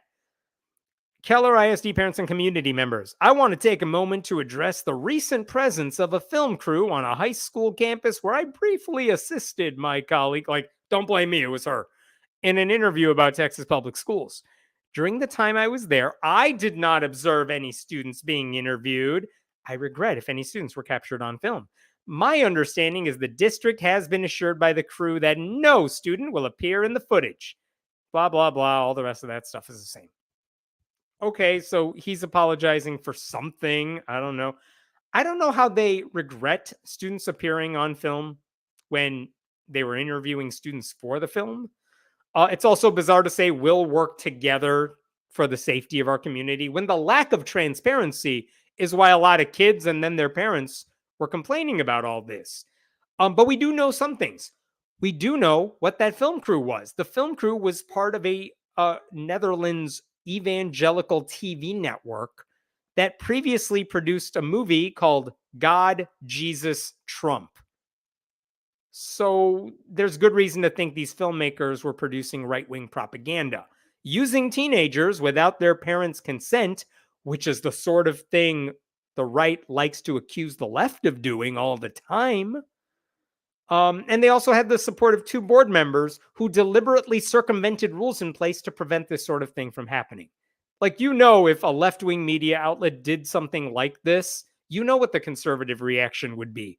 In fact, Walker previously wrote an essay for a news outlet in which she actually said, I'm going to quote here, kids are off limits when it comes to adults wanting to push their political ideology. Like, how's that for hypocrisy?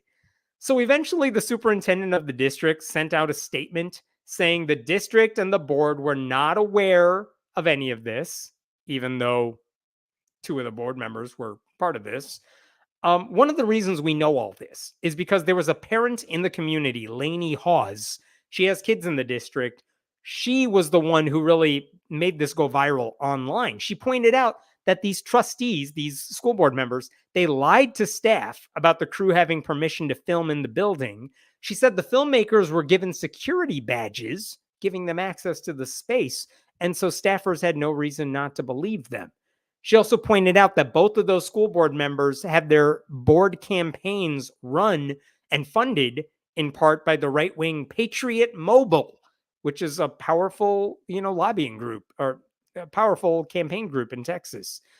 She also said they were overheard disparaging trans kids. They snuck a banned book into the library to show on camera. She said that one of the trustees snuck in through a side door. And by the way, this was not mentioned in her post, but actually Sandy Walker, one of those board members, she actually invited in 2022 a Messianic rabbi named Mark Aaron Griffin to deliver an invocation at the start of their school board meeting. And that's illegal. You can't have invocations at the start of school board meetings. But that was problematic for another reason, because the rabbi she invited to speak was, quote, awaiting trial on 4 counts of sexual assault. That's the guy she invited to deliver a prayer. And I do have one bit of good news to just kind of close this out, which is that this past Sunday, Sandy Walker, the school board member who did all this stuff, she announced her resignation. Look at this. Over the past 20 months, I have had the privilege to serve the KISD community. I enjoyed my time. No one cares, yada, yada, yada. After spending time in prayer, conversations with family and close friends, she doesn't have close friends, I have made the decision to resign from my position as a school board trustee. And then look at the last thing she writes. My faith is in Jesus, and I can rest in the confidence of knowing his plans are good. God bless, something in the Bible. Like, what are you doing at that point? One, by putting the Bible verse, you're just showing why you have no place being a public school board member. But two, like, what are you talking about? His plans are good. Like, you deceived everybody. You purposely lied to get this weird film crew in the school, And now you're like, whatever happens is up to God. Like, no, take responsibility for what you did. It's your fault. Now, the other guy, Micah Young, I don't believe he has resigned yet. But Lainey Hawes, that activist parent, she said online that we will exhaust all legal avenues until both of them step down. The next board meeting for that school district is on February 29th. Based on the backlash so far against what those board members did, should be very active. I will pause there. What other questions we got here? If you put my children on film without my knowledge and consent, there will be lawyers. Me. Yeah, right on. I mean, I don't want that for my kids. I imagine a lot of parents don't want that of theirs. And again, the fact that they not just snuck in the camera crew, but didn't even get permission, didn't tell parents what was going on, that is shady. God, Jesus, Trump. Yikes. That title alone sounds terrible. It does, because you know the people on their side of the aisle, they equate all three of those. Like Brian Houston equates ladies and girls. It's all one and the same. Yeah, you're allowed to deceive others if it's for the sake of furthering your religion. And that is how the Republican Party operates. You are correct. I know it's getting late. I want to skip. I'll do one more story because I really wanted to get to this. I didn't get to do it last week, so I wanted to make sure I have time to talk about this. Give me 1 second to pull up the thing I want to pull up.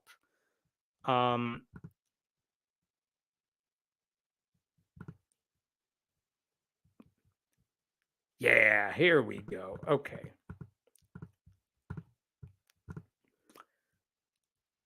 Okay.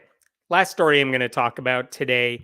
It has to do with an article that was in The Atlantic recently, and it just bugged the hell out of me. And here's the question this all boils down to. When people like me talk about white evangelical Christians and Christian nationalism and all that, you hear some of the same names pop up all the time. You'll hear a lot of speaker Mike Johnson. You will hear about Christian pseudo historian David Barton. You will hear about old school dudes like James Dobson. And they get a lot of attention, I think, for good reason. They have a lot of influence in conservative Christian circles. They have influence not just with Christians, but with politicians and civic leaders and regular people who go to churches every week. And recently in The Atlantic, a professor of American history, named John Fia, he wrote an article called "What I Wish More People Knew About American Evangelicalism." And you could see this in the subhead there. For all the bad that's come out of this movement, there are still countless stories of personal transformation leading people to live better lives. And the gist of his article is that we're being unfair by equating white evangelical Christianity with like the worst people. Because he's saying, you guys, it's easy to cherry pick the bad people. It's easy to cherry pick bad people, but you got to consider everything. And there's a lot of good there. And I want to cut to one part of his article right here. James Dobson, in case you're not familiar, he's the guy who founded Focus on the Family. His method of raising kids, that's the thing he was known for. If you were a conservative Christian, you would read like his books to teach you how to raise good Christian children. And one of the things he advocated for is hitting your kids, spanking them. I think there's an opening anecdote in one of his books about like beating up a dog into submission. It's horrible. And if you've talked about like To Train Up a Child by Michael and Debbie Pearl, it's the same thing where they say like, you need a rod that is like of this size and you need to hit your kid with it. Not so it leaves a mark, you guys, but so the kid learns his lesson. James Dobson pushed the same sort of behavior. So John Fia, he talks about that. And then he says this in the article. The story of American evangelicalism isn't all negative, neither in my dad's era, which was hardcore conservative Christian, nor in ours. For all the bad that's come out of this movement, there are still countless stories of personal transformation leading people to become better parents, better spouses, and better members of their communities. Seeing the good in evangelicalism is essential to understanding its appeal to millions of Americans. And I'll come back to that in a second. But he really goes after a lot of the very popular books that have been written in the past year or two, like Jesus and John Wayne, that talks about how, modern day white evangelical Christianity is very much about being macho, being an alpha male, very patriarchal. He calls that stuff out and he says, here, oh, here we go. This is the part I wanted to share. Yet for all their value, books such as Christian Cobes Dumas and another work, as works of evangelical history, are woefully flat and do not explain historically the story of my father, and I imagine millions of other men and women who learned from James Dobson how to love their families as Jesus loves his church. And this is where it gets weird, because if you need James Dobson to teach you how to love your family when his idea of love involves hitting your kids, lying about gay people, promoting violence against trans people, which he has done, then your life has taken a tragic turn. Like, you should not be taking advice from someone that horrible. Like, and if some of your parents turned out to be decent, which is what John Fia says of his own father, it's only because they did not listen to James Dobson's advice. And you know who agrees with me on that? John Fia, because this is what he wrote in the paragraph just before that one. When it comes to, he says this about himself and how he's raising his kids. When it came to our two daughters, now well-adjusted adults, my wife and I did not take James Dobson's approach to child rearing. There were no purity balls or regular spankings to protect their salvation, nor did we listen to much of his marriage advice, especially as it related to male headship and female submission. We have found other Christian approaches to marriage and family more helpful and perhaps less harmful.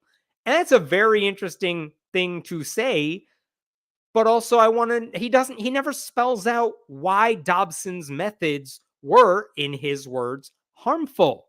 Like, just because some people found value in the principles doesn't mean it's worth admiring. If you want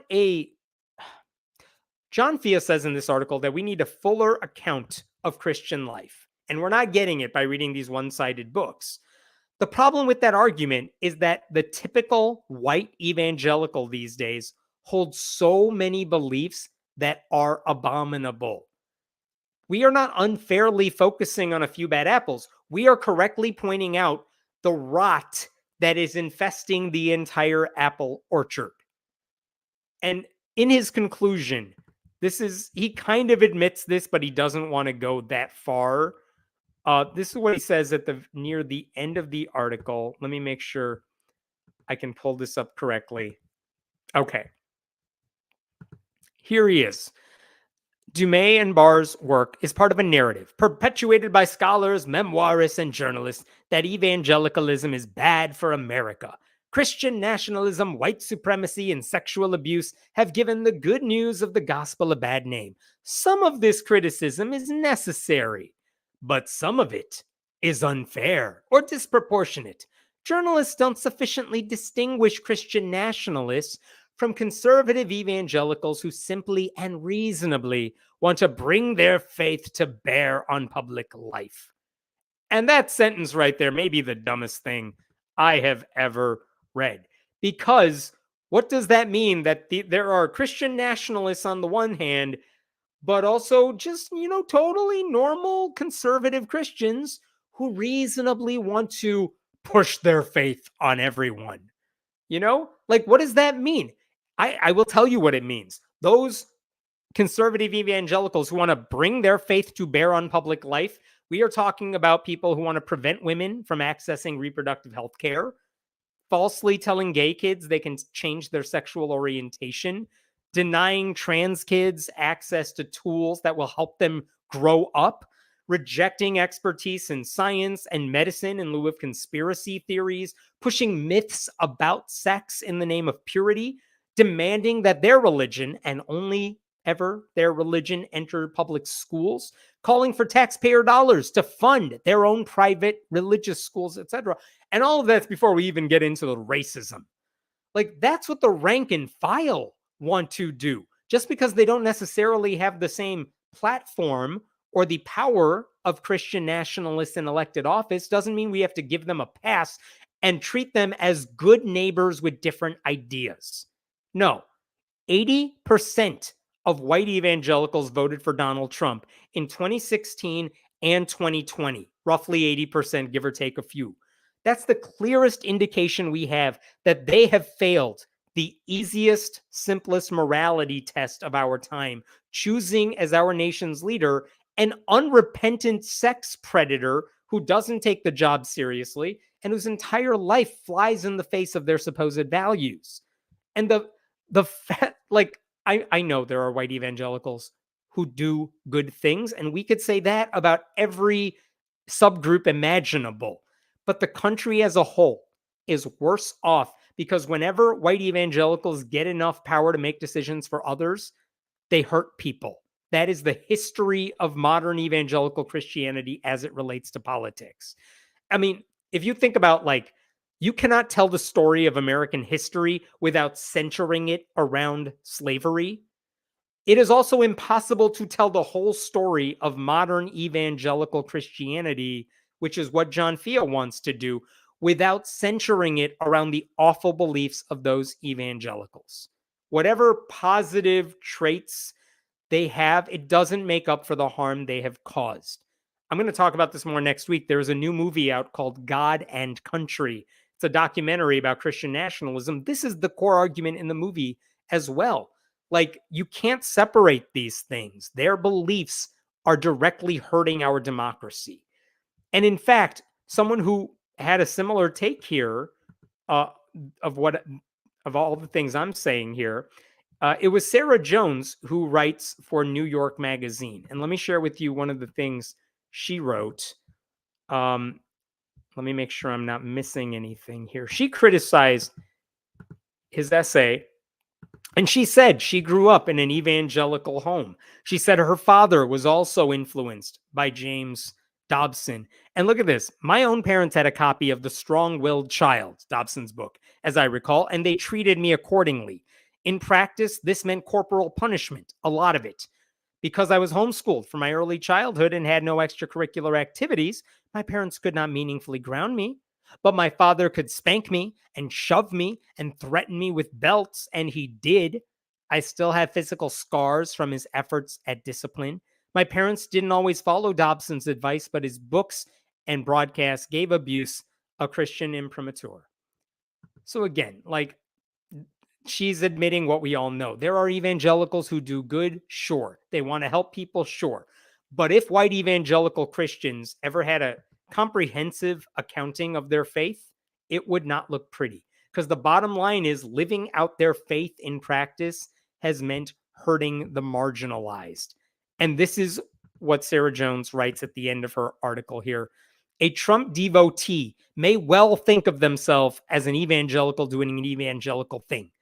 Moreover, the polls are what they are. Most white evangelicals are Trump voters.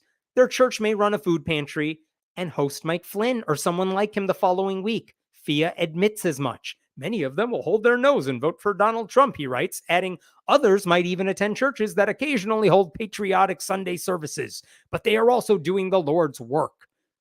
A patriotic Sunday service is a vague euphemism. What does it mean to do the Lord's work for the needy and then vote for a champion of the wealthy?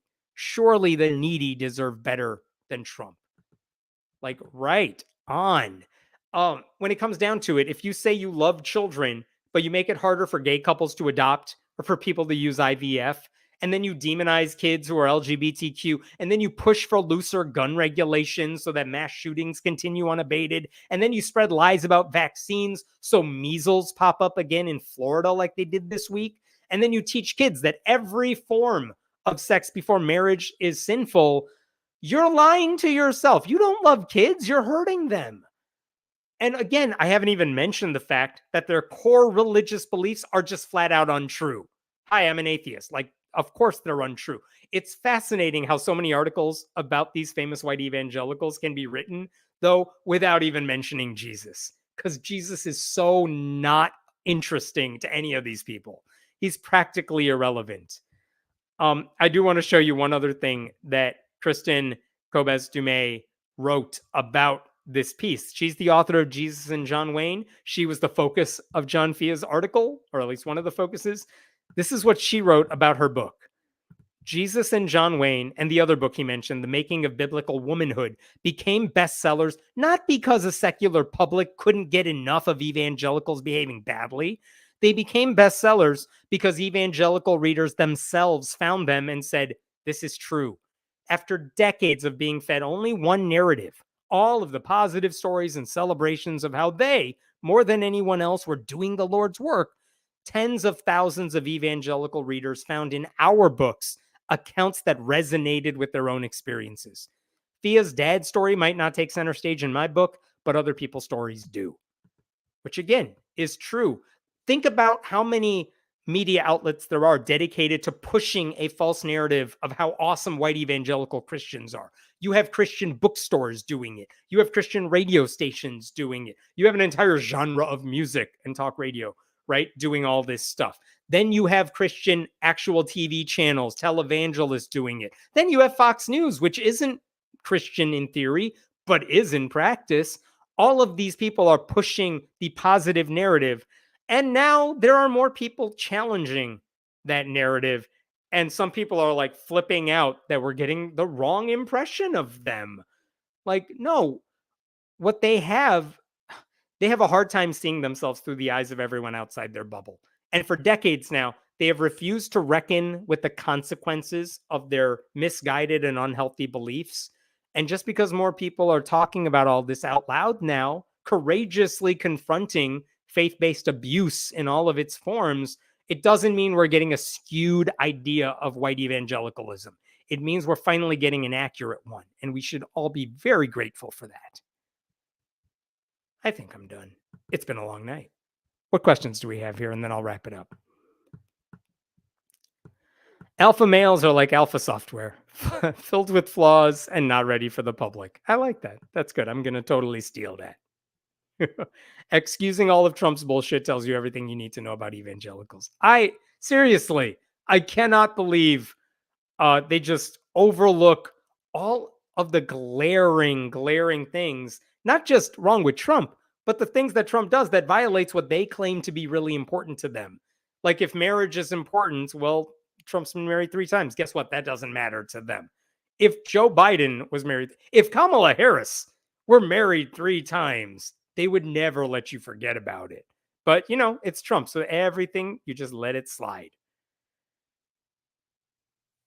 It should be incumbent on Christians to be more protective of their brand if they disagree with these equivocations. Thanks, Den. I mean, yeah, like, how you could make your brand better? Like, do good and stop being jerks. Like, you could salvage the brand. Every company that suffers harm to their brand, they have entire PR companies dedicated to fixing the brand. You can't fix the brand, though, if the brand is the thing that's broken. This is not a perception problem. Like, we're quoting them accurately. We are seeing what laws they pass when their people have power. So, like, you can't fix the image when the product is the problem. That's why I don't think they're going to be able to salvage their reputation. All right. I think we are done. There's one last question here. Why don't you ever mention Atheist Story Hour on Sunday? Bittersweet Dragon, are you referring to the Revelation series that I do on Sunday morning? I do. It's live on Sunday mornings. I'm going through the book of Revelation. I hope you are subscribed to this channel. I feel like obligatorily you can do the subscribe thing right now. But yeah, like I'm doing that Sunday mornings. I think we're on chapter 9 in Revelation this week, and I'm just going to keep going week after week until that book is done. It's a fun story hour. A lot of comments are really entertaining there. So I hope you join us for the live stream of that as well. There's a fun community in the comments. Thank you for that. And with that, I think I'm done. Have a wonderful weekend, all. Sorry for running a little late tonight. Thank you to Den for helping out with the comments. And there we go. Support the channel if you like. It's my birthday this weekend. So, more reason for you to go do that. I have no needs. I'm good. But like, you could support the channel, subscribe. If nothing else, it's free. I like doing this. All right. Have a wonderful week. I'm going to close up shop. I will talk to you all soon. Have a good one. See you next week.